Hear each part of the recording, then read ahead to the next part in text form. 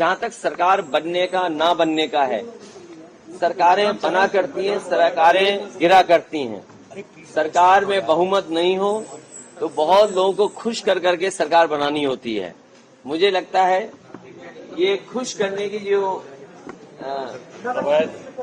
कदम चल रहे हैं, खुश करने के लिए जो फैसले हो रहे हैं, और सब गिनती का सवाल होता है।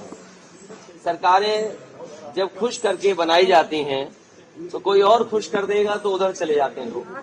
हमें उम्मीद है कि जनता ने जो फैसला देश के सामने लिया है, संविधान, आरक्षण और लोकतंत्र मजबूत हो, हमें उम्मीद है कि आने वाले समय में ऐसी चीजें आप देखोगे कि लोग उनके लिए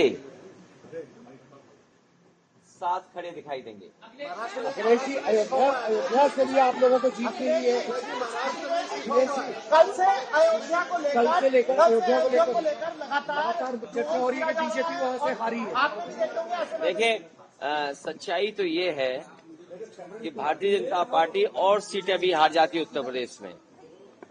भारतीय जनता पार्टी और भी सीटें हारती उत्तर प्रदेश में।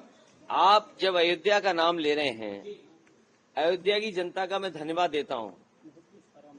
अयोध्या की जनता का दुख दर्द आपने भी समय समय पर देखा होगा। उन्हें जो उम्मीद थी वहां की जनता को, जिस तरह के सरकार का कामकाज था, लोगों को मुआवजा नहीं दिया सही जमीन का, लोगों के साथ अन्याय किया, आपने मार्केट की कीमत से जमीनें नहीं ली उनकी। जब लैंड एक्विजिशन करने के लिए आप चले तो आपने दबाव बना करके, झूठे मुकदमे लगा करके उनसे जमीन छीन ली। न जाने कितने व्यापारियों को आपने दुख संकट पहुंचाया जो 100-100 साल से रह रहे थे, 100-100 साल से लोग रह रहे थे। ऐसे भी परिवार हैं जो अपनी गाय भैंस के साथ, जानवरों के साथ 100-100 साल से रह रहे थे, आपने उन्हें उजाड़ दिया। आप किसी पुण्य काम के लिए आप गरीबों को उजाड़ रहे हैं। तो इसीलिए मैं समझता हूं अयोध्या और आसपास की जनता ने भारतीय जनता पार्टी के खिलाफ मतदान किया। मुख्यमंत्री आ जा रहे हैं, योगी आदित्यनाथ आज दिल्ली आ रहे हैं सर, उनको तलब किया गया। तो अगर दिल्ली आ रहे हैं तो मेरा आपसे निवेदन है, दिल्ली में रोक लो, यूपी क्यों भेजते हो वापस? सर, अब आपकी सीट विधानसभा की सीट है, उससे कौन चुनाव लड़ेंगे? हैं? आपका मन हो तो बताओ, हम लड़ा दें आपको भी। सीधा सा सवाल है, क्या अभी कोई स्थिति आप देखते हैं इंडिया गठबंधन की सरकार? मैंने आपसे कहा कि खुश करने से सरकारें बन रही हैं, तो कोई खुश और भी कर सकता है। सर, कल खड़गे जी ने कहा वेट एंड वॉच। अभी उम्मीद बाकी है। खड़गे जी ने कहा wait and watch.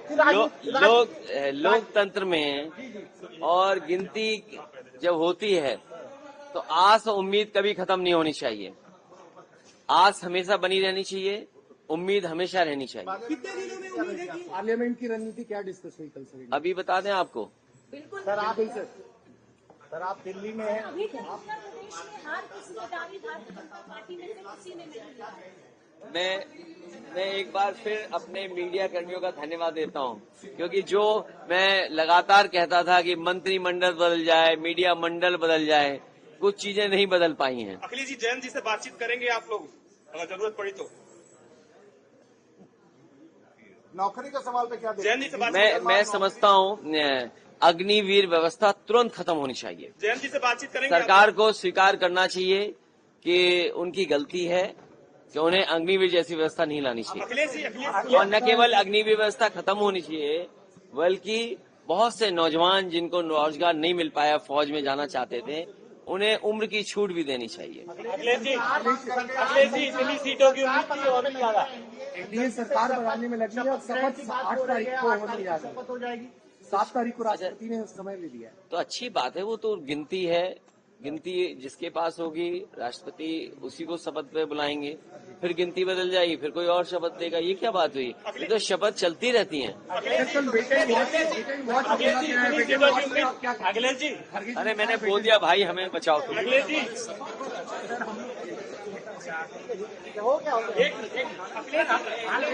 Sir, wait and watch पे क्या जयंत चौधरी से बातचीत करेंगे आप लोग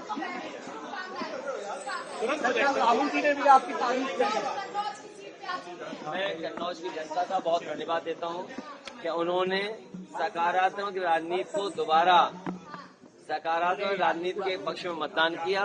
कन्नौज की सुगंध और महकेगी और दूर तक जाएगी। आपकी पार्टी को मिल पाएंगे। 37 सीटें आई हैं सर आपकी पार्टी में उत्तर प्रदेश में। मैं जनता का धन्यवाद देता हूँ।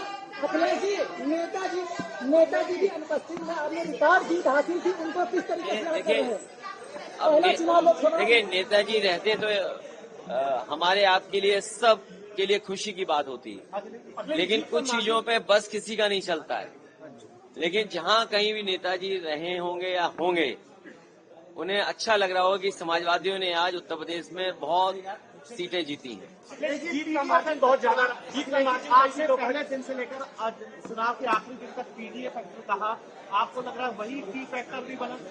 देखिए पीडीए की लड़ाई बड़ी है और पीडीए के लिए लोगों को जागरूक करना, पीडीए आंदोलन के लिए लोगों को जोड़ना, पीडीए के तमाम सवाल हैं उनका जवाब सरकार से मांगना।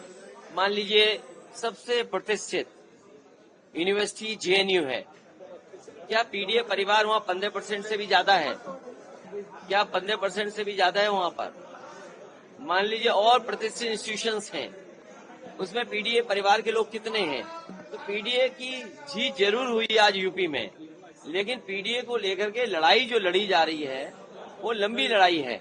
जो बाबा साहब भीमराव अम्बेडकर जी लड़ते थे, डॉक्टर राम मनोहर लोहिया जी ने जो अपने जीवन भर लड़ने का काम किया, नेताजी ने वो रास्ता हम लोगों को दिखाया है, उस रास्ते पे लगातार हम लोग चलेंगे। कोई बातचीत करेंगे ना, जरूरत पड़ी तो जरूरत पड़ी तो जयंत से बातचीत करेंगे आप?